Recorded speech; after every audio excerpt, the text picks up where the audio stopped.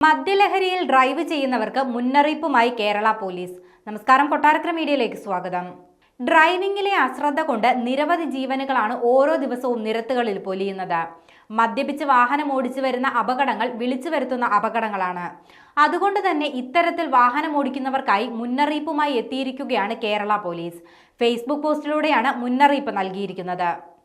ഡ്രൈവിംഗിൽ ഏകാഗ്രതയോടെ road നിരന്തരമായി scan ചെയ്യേണ്ടതും അപകട സാധ്യതകളെ തിരിച്ചറിയേണ്ടതും അതിനനുസരിച്ച് പ്രവർത്തിക്കേണ്ടതും ഏറ്റവും അത്യന്താപേക്ഷിതമാണ്.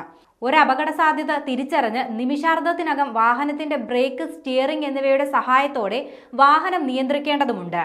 ഇത് മനുഷ്യന്റെ റിഫ്ലക്സ് ആക്ഷൻ മൂലമാണ് സംഭവിക്കുന്നത്.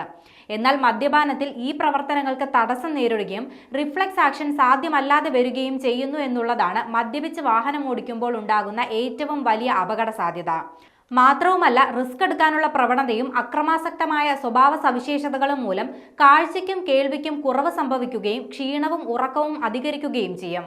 അക്രമാസക്തനായ ഒരാൾ തെരുവിലൂടെ ഒരു മാരകായുധവും കയ്യിലേന്തി മറ്റുള്ളവരെ അപകടപ്പെടുത്താൻ ശ്രമിച്ചാൽ ഉണ്ടാകുന്ന അപകട സാധ്യതയേക്കാൾ 10 മടങ്ങാണ് മദ്യപിച്ചൊരു വാഹനവുമായി റോഡിൽ കൂടി സഞ്ചരിക്കുമ്പോൾ ഉണ്ടാകാൻ സാധ്യതയുള്ളതെന്ന് മുന്നറിയിപ്പിൽ വ്യക്തമാക്കുന്നുണ്ട്.